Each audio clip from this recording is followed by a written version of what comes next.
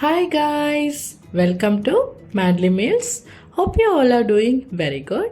இன்னும் ஒரு நல்ல ரெசிபியோட மீண்டும் உங்கள் எல்லாரையும் இந்த vlogல சந்திக்கிறதுல எனக்கு ரொம்பவுமே மகிழ்ச்சி. இன்றைக்கி பார்த்தீங்கன்னா நான் ஒரு சூப்பரான ஐசிங் ரிப்பன் கேக் எப்படி செய்கிறதுன்னு தான் கொண்டு வந்திருக்கேன். இந்த ரெசிபியை பார்க்குறதுக்கு முன்னாடி நம்ம சேனலுக்கு நீங்கள் புதுசாக இருந்தால் மறக்காமல் சப்ஸ்கிரைப் பண்ணி பெல் பட்டனையும் கிளிக் பண்ணிவிடுங்க. அப்போ தான் நான் போடுற எல்லா வீடியோஸுமே உங்களை சேரும். என்னோட ரிக்வெஸ்ட் என்னென்னா முடிஞ்ச வரை ஸ்கிப் பண்ணாமல் வீடியோவை ஃபுல்லாக பாருங்கள். அப்போ தான் உங்களுக்கு ஸ்டெப் பை ஸ்டெப்பாக புரியும். வீடியோவை பார்த்து என்ஜாய் பண்ணுங்கள். வாங்க இன்க்ரீடியன்ட்குள்ளே போகலாம்.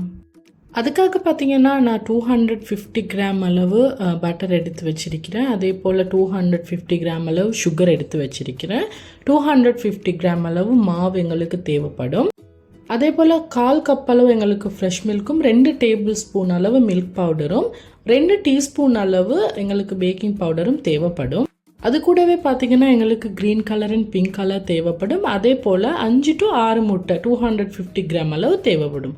எங்களுக்கு அது கூடவே வெண்ணிலா எசன்ஸும் தேவைப்படும். எல்லாம் அளந்து மெஷர் பண்ணி எடுத்து வச்சுக்கோங்க. முதலாவது ப்ரொசஸை பார்த்திங்கன்னா பவுலில் உங்களோட மில்க் பவுடரை ஆட் பண்ணி அது கூடவே 1/4 கப் அளவு ஃப்ரெஷ் மில்கை ஆட் பண்ணி நல்லா மிக்ஸ் பண்ணி விட்டுடுங்க. இந்த ப்ரொசஸை நான் இதுக்கு முன்னாடி 2 தடவை 3 தடவை உங்களுக்கு சொல்லி கொடுத்துருக்கேன். இந்த ப்ரொசஸ் ஏன் பண்ணுறதுன்னா கேக் அப்போ தான் நல்லா ஸ்பான்ச்சியாக சாஃப்டாக வரும். ஸோ இதை நல்லா மிக்ஸ் பண்ணி எடுத்து வச்சுடுங்க செட் ஆகுறதுக்கு. அடுத்த ப்ரொசஸ் என்னன்னு பார்த்தீங்கன்னா உங்களோட மாவை நீங்கள் அரைச்சிக்கொள்ள போகிறீங்க. மாவை உங்களோட அரியில் போட்டு அது கூடவே உங்களோட பேக்கிங் பவுடரையும் போட்டு நல்லா 2 தடவை இந்த மாதிரி நல்லா அரைச்சி விட்டுடுங்க. அப்போ தான் மாவு நல்லா ஆக்டிவாகவே கேக்குமே நல்லா சூப்பராக பொங்கி வரும். நீங்கள் எப்போ கேக் செஞ்சாலுமே இந்த ப்ரொசஸை கண்டிப்பாக செய்யுங்க. அப்போ தான் உங்கள் கேக்குமே நல்லா சாஃப்டாக நல்லா பொங்கி நல்லா பெருசாக வரும். அடுத்தது பார்த்திங்கன்னா நாங்கள் 1 கிலோ கேக் தான் செய்ய போகிறோம். இந்த 9x9 பேன் சைஸ் தான் நான் எடுத்திருக்கேன். அதில் பேக்கிங் பேப்பரை போட்டு கொஞ்சமாக பட்டர் க்ரீஸ் பண்ணி அதை ரெடி பண்ணி எடுத்து வச்சுடுங்க. அடுத்தது பார்த்திங்கன்னா பவுலில் உங்களோட பட்டரை போட்டு ஒரு ஃபியூ செகண்ட்ஸுக்கு, நிறைய வேண்டாம், ஃபியூ செகண்ட்ஸுக்கு பீட் பண்ணிவிட்டு அது கூடவே நாங்கள் எடுத்து வச்சிருக்கிற சுகரையும் ஆட் பண்ணி ஒரு 7லிருந்து 8 நிமிஷம் வரைக்கும் நல்லா அடித்து கொள்ள போகிறீங்க. நல்லா அடித்து கொள்ளணும் காய்ஸ். நல்ல க்ரீம் கன்சிஸ்டன்சியில் வரணும். முக்கியமான விஷயந்தான், பெரிய சுகர் எடுத்துட்டிங்க அப்படின்னா கொஞ்சமாக கிரைண்டரில் பீட் பண்ணியே ஆட் பண்ணிக்கொள்ள பாருங்கள். அப்படி ஆட் பண்ணிட்டீங்க அப்படின்னா சீனி நீங்கள் பீட் பண்ணுற டைமிங் கொஞ்சம் குறைவாக உங்களுக்கு அமையும். ஸோ இந்த மாதிரி நல்ல க்ரீம் கன்சிஸ்டன்சியில் வரும் வரைக்கும் நல்லா பீட் பண்ணி எடுத்துக்குங்க. அப்போ தான் உங்களோட கேக்குமே நல்லா சாஃப்டாக வரும். அதை பீட் பண்ணி எடுத்ததுக்கு அப்புறமா நீங்கள் என்ன பண்ண போகிறீங்கன்னா எக்கு தான் ஆட் பண்ண போகிறீங்க.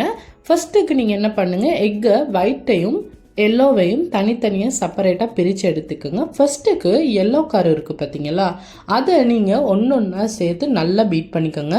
ஒவ்வொரு கருக்கும் இடையில கொஞ்சம் ஃபியூ செகண்ட்ஸ் நல்லா பீட் பண்ணி எடுத்துக்கோங்க. அப்போ தான் சூப்பராக வரும் கேக்கு.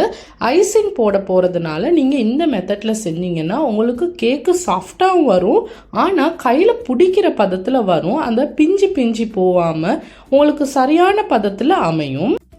எல்லா கருவையும் போட்டு அடித்து முடித்ததுக்கு அப்புறமா நீங்கள் என்ன பண்ணுங்கன்னா உங்களோட பவுலில் உங்களோட ஒயிட் கருவை போட்டு நல்லா பீட் பண்ணி எடுத்துக்கோங்க. ஒயிட் கரு நல்லா ஃபோம் வரணும் கைஸ்.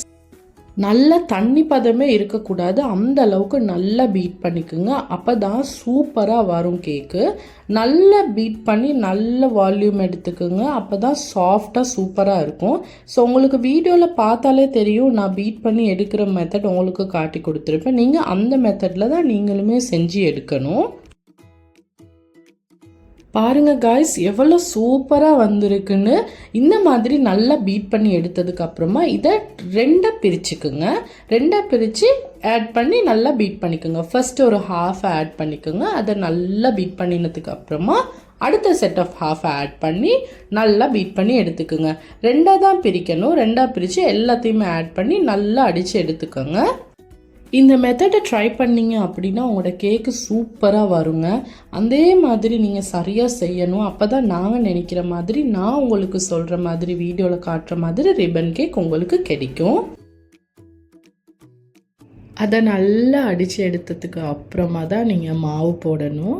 நல்லா உங்களோட ஒயிட்டிஷையும் போட்டு நல்லா அடித்து எடுத்துக்கோங்க ஒரு தடவை. அதுக்கப்புறமா மாவு சேர்த்துக்கலாம். மாவு பார்த்திங்க அப்படின்னா மாவையுமே 2ஆக டிவைட் பண்ணிக்கோங்க. 2ஆக டிவைட் பண்ணி ஃபர்ஸ்ட் செட்டை போட்டு ஒரு ஸ்பெக்சுலாவாலேயோ இல்லை உங்களோட கரண்டியாலேயோ அப்படி ஃபோல்ட் பண்ணி விட்டுடுங்க. மிக்சமே அந்த மிக்ஸ் பண்ண போகாதீங்க. மாவு பார்த்திங்கன்னா லூஸ் ஆகிடக்கூடாது. அந்த திக்னஸ் வந்து இருந்துக்கிட்டே இருக்கணும். ஸோ அந்த திக்னஸ்க்காக நீங்கள் ஃபோல்ட் பண்ணி விட்டுட்டீங்க அப்படின்னா சரியானதாக இருக்கும். ஸோ மாவை 2 செட்டாக பிரித்து நல்லா ஆட் பண்ணினதுக்கு அப்புறமா தான் நீங்கள் ஃபைனல் பண்ணணும். அது வரைக்குமே நல்லா ஃபோல்ட் பண்ணி நல்லா மிக்ஸ் பண்ணி விட்டுடுங்க. ஸோ நல்லா ஸ்பெக்சுலாவால் மிக்ஸ் பண்ணி விட்டதுக்கு அப்புறமா எங்களுக்கு வந்து பீட் பண்ணி யூஸ் பண்ணிக்கலாம். இப்போ பார்த்திங்கன்னா நான் ஃபுல்லாகவே மாவை ஆட் பண்ணி நல்லா ஃபோல்ட் பண்ணி விட்டுட்டேன். இப்போ நல்ல வெண்ணிலா எசன்ஸ் 2 டீஸ்பூன் நல்லா சேர்த்துக்கோங்க. சேர்த்துட்டு அதையுமே நல்லா ஃபோல்ட் பண்ணி விட்டுடுங்க. வெண்ணிலா எசன்ஸ் பார்த்திங்கன்னா நல்ல பிராண்ட் நல்லதாக வாங்கி வச்சிட்டிங்க அப்படின்னா நல்ல வாசம் கொடுக்குங்க. கேக் வந்து சூப்பரான ஸ்மெல் கொடுக்கும். அதுக்கப்புறம் பார்த்திங்கன்னா நாங்கள் ஃபஸ்ட்டுக்கே ரெடி பண்ணி வச்சோம் இல்லையா மில்க்கு, அதை ஆட் பண்ணிக்கோங்க. அதையுமே ஆட் பண்ணி நல்லா மிக்ஸ் பண்ணி விட்டுடுங்க. நல்லா கலந்து விட்டுடுங்க. பட் வந்து ஓவராக பீட் பண்ண போகாதீங்க. நான் ஏற்கனவே சொன்ன மாதிரி மாவு வந்து கொஞ்சம் திக்காக அழகாக இருக்கணும். அதை ஃபைனல் பண்ணதுக்கப்புறமா என்ன பண்ணினீங்கன்னா 1 மினிட்க்கு நல்ல பீட்டரை வச்சு நல்லா பீட் பண்ணி விட்டுடுங்க உங்களோட கேக்கை.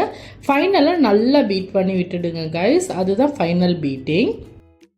நல்லா பீட் பண்ணி எடுத்ததுக்கப்புறமா நல்லா மாவை 3ஆக டிவைட் பண்ணிக்கோங்க. 3ஆக டிவைட் பண்ணி தனித்தனியாக பிரித்து எடுத்துக்கோங்க. அதில் பார்த்திங்கன்னா ஒன்றும் இல்லை, நான் கொஞ்சமாக பிங்க் கலர் சேர்த்துக்க போகிறேன். கலர் பார்த்திங்கன்னா நீங்கள் இவென்ச்சுவலாக சேர்த்துக்கோங்க. கொஞ்சம் கொஞ்சமாக தான் போடணும். ஒரே அடிக்கு போட்டுட்டிங்க அப்படின்னா ஓவர் ரெட்டிஷ் ஆகிடும். அதனால பிங்க் கலர் கொஞ்சம் கொஞ்சமாக சேர்த்துட்டிங்க அப்படின்னா அது ஒரு நல்ல ஒரு அழகான பிங்க் கலர் கொடுக்கும். ரிப்பன் கேக்குக்கு வேறு கலர்ஸ் கூட சேர்த்துக்கலாம். பட் ரிப்பன் கேக்குக்குன்ற ஒரு ஐடியல் லுக் கொண்டு இருக்குதான், அது வந்து இதுதான். ஸோ பிங்க் அண்ட் க்ரீன் தான் நார்மலாக சேர்த்துக்கொள்வாங்க ரிப்பன் கேக்குக்கு. ஸோ நானுமே அந்த கலரை 2 தடவை சின்ன ட்ராப்ஸ் தான் ஆட் பண்ணேன். பாருங்கள் கைஸ், கலர் சூப்பராக வந்திருக்குது. இது பேக் பண்ணி வரும்போது நல்ல அழகான கலரில் வரும். ஸோ இதை பார்த்திங்கன்னா நீங்கள் பேக்கிங் பேனில் ஆட் பண்ணி ப்ரீஹீட் பண்ணிக்கோங்க. ஒரு 20 மினிட்ஸ் அவனை ப்ரீஹீட் பண்ணிக்கோங்க. 180 செல்சியஸில் இதை வந்து நீங்கள் 20 நிமிஷம் பேக் பண்ணி எடுத்துடுங்க. அவ்வளோதாங்க, 20 நிமிஷம் தான் போடணும். நல்லா அவனை ப்ரீஹீட் பண்ணி மேலே கீழே சூடு வச்சுக்கோங்க. சூடு வச்சு நல்லா ஒரு 20 மினிட்ஸ்க்கு நீங்கள் பார்த்தீங்கன்னா இது அழகாக ஒரு லேயராக நீங்கள் பேக் பண்ணி எடுத்துக்கோங்க. இது கம்ப்ளீட்டாக ஆறணும் காய்ஸ். இது ஃபுல்லாக ஆறி தான் எங்களுக்கு கிடைக்கணும். ஸோ 20 நிமிஷத்தில் நாங்கள் பேக் பண்ணி எடுத்துடுவோம். அடுத்தது பார்த்திங்கன்னா நான் வந்து க்ரீன் கலர் சேர்த்துக்கொள்ள போகிறேன். இதுக்கு வந்து ஆப்பிள் க்ரீனுன்னு சொல்லுவாங்க இந்த க்ரீனுக்கு. ஸோ அதுலேயுமே ஃபஸ்ட்டுக்கு பார்த்திங்கன்னா கொஞ்சம் நான் ஆட் பண்ணி நான் கலரை பார்த்துட்டு தான் அதுக்கப்புறம் ஆட் பண்ணுறதா பிளான் பண்ணியிருக்கிறேன். ஏன்னா நிறைய சேர்த்துட்டிங்க அப்படின்னா அதோட கலரே ஃபுல்லாகவே டோட்டலாக சேஞ்ச் ஆகி பேத்துடும். ஸோ பார்த்திங்கன்னா பாருங்கள், ஃபஸ்ட்டு ஒரு ட்ராப்புக்கே நல்ல அழகான ஒரு ஆப்பிள் க்ரீன் கலர் வந்துடுச்சு. இந்த கலரே போதுமானதாக இருக்கும். ஸோ அதையுமே நீங்கள் பார்த்தீங்கன்னா நான் அழகாக இந்த பிங்க் கலர் கேக் மாதிரியே பேக்கிங் பேனில் போட்டு பேக் பண்ணி எடுக்க போகிறேன். இப்போ உங்களுக்கு வீடியோவில் பார்த்தா தெரியும் என்னோடய கேக் அழகாக ரெடியாகி வந்துடுச்சு. ஒரு சின்ன லேயர், தின் லேயர் மாதிரி தான் வரும். அந்த மாதிரி தான் எங்களுக்கும் தேவை. ஸோ அதே மாதிரி உங்களோட மற்ற 2 பேட்டர்ஸையும் நீங்கள் அழகாக பேக் பண்ணி எடுத்துட்டிங்கன்னா சூப்பராக இருக்கும். அதே அளவு தான், அதே டைமிங் தான், 20 நிமிஷம் நீங்கள் போட்டு எடுக்கணும் அவனில். ஸோ இது 2யுமே அழகாக பேக் பண்ணி எடுத்துக்குங்க. அடுத்தது பார்த்திங்கன்னா ஐசிங் 125 கிராம் பட்டர் எடுத்திருக்கிறேன். அதுக்கு நான் 350 கிராம் வந்து ஐசிங் சுகர் எடுத்திருக்கிறேன். ஐசிங் சுகரை கொஞ்சம் கொஞ்சமாக ஆட் பண்ணுங்கள் பட்டரில். ஒரே அடிக்கு ஆட் பண்ணிடாமல் கொஞ்சம் கொஞ்சமாக ஆட் பண்ணி அழகாக பீட் பண்ணி எடுத்துக்கோங்க.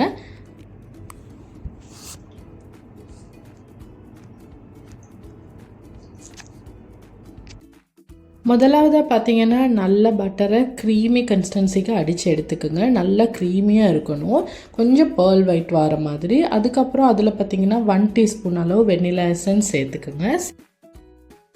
அதில் கொஞ்சம் கொஞ்சமாக உங்களோட ஐசிங்கை சேர்த்துக்கலாம். ஸோ நல்லா அடித்து எடுத்ததுக்கப்புறமா கொஞ்சம் கொஞ்சமாக உங்களோட ஐசிங்கையும் சேர்த்து நீங்கள் அடித்து எடுத்துக்கோங்க. ஒரு பக்கத்தால் உங்களோட ஒரு சைட் கையால் நீங்கள் பட்டரை அடிச்சுக்கிட்டே உங்களோட ஒரு சைட் கையால் ஐசிங்கை ஆட் பண்ணிக்கோங்க. ஸோ கொஞ்சம் கொஞ்சமாக ஆட் பண்ணி நல்லா அடிக்கும் பொழுது நல்லா சாஃப்டாகவும் வரும், உங்களுக்கு நல்ல லூஸாகவும் அது ஒரு நல்ல கணக்கான, அதாவது ஐசிங் கன்சிஸ்டன்சி பூசுகிற பதத்தில் அந்த கன்சிஸ்டன்சியில் உங்களுக்கு கிடைக்கும் நீங்கள் இந்த மெத்தடில் செஞ்சீங்க அப்படின்னா. ஸோ பார்த்தீங்கன்னா உங்களுக்கு வீடியோவில் தெரியும் நான் ஃபுல்லாக என்னோடய ஐசிங்கை பாருங்கள். ஐசிங் வந்து கைஸ் நல்ல ஒயிட்டிஷாக இருக்குது, பார்க்கவே ஆசையாக இருக்குது. ஸோ இப்போ பார்த்தீங்கன்னா என்னோடய green colour cake first layer green colour cake தான். ஸோ அப்சைட் டவுன் பண்ணிக்கோங்க கேக்கை, கீழே உள்ளதை மேலே மேலே உள்ளதை கீழே வச்சுட்டு ஃபஸ்ட்டுக்கு ஒரு லேயர் கோட் பண்ணிக்கோங்க ஐசிங்கை. ஐசிங் பார்த்தீங்கன்னா உங்களுக்கு போதுமானதாக அமையும். அதனால் ரொம்பவுமே நீங்கள் வந்து அமர்த்தியோ இல்லை ஒட்டியோ இழுத்துடாதீங்க. கேக்கு வந்து ரொம்பவுமே பிஞ்சு போகிறதுக்கு சான்சஸ் இருக்குது. மேலே மேலே பூசி அழகாகவே நீங்கள் ஸ்ப்ரெட் பண்ணி விட்டுடலாம். உங்களுக்கு போதுமான அளவு ஐசிங் இருக்கும். உங்களுக்கு வீடியோவில் பார்த்தாலே தெரியும் நான் மிச்சமே ஓவராக இழுக்க போக மாட்டேன். இருக்கிறத வச்சு அங்கங்கே கொஞ்சம் நீங்கள் வச்சு அழகாக ஸ்ப்ரெட் பண்ணி விட்டுட்டிங்கன்னா அது அழகாக உங்களுக்கு நீட் அண்ட் க்ளீனாக ஸ்ப்ரெட் ஆகிடும். அடுத்த லேயர் பார்த்திங்கன்னா நான் என்னோடய பிங்க் கலர் கேக் அதை அழகாக சரிசமனாக அடுத்த லேயரை வச்சுட்டேன்.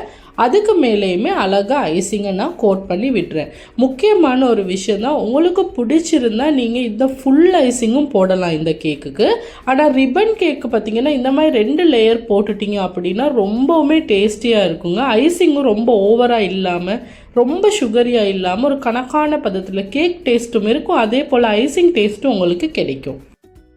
ஸோ அதையுமே அழகாக பூசி எல்லா சைடும் படுற மாதிரி நல்லா அழகாக ஸ்ப்ரெட் பண்ணி விட்டுடுங்க.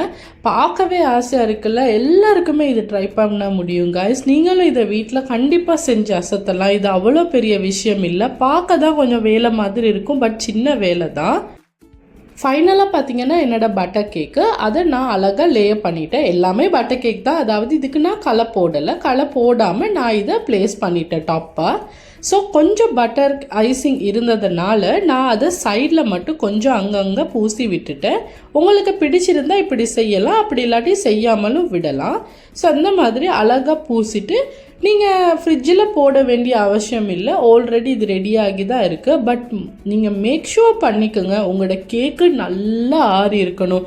100% நல்லா ஆறி இருந்தால் மட்டும்தான் நீங்கள் இந்த மாதிரி ஐசிங்கை போட்டு ரெடி பண்ண முடியும் உங்களோட கேக்கை.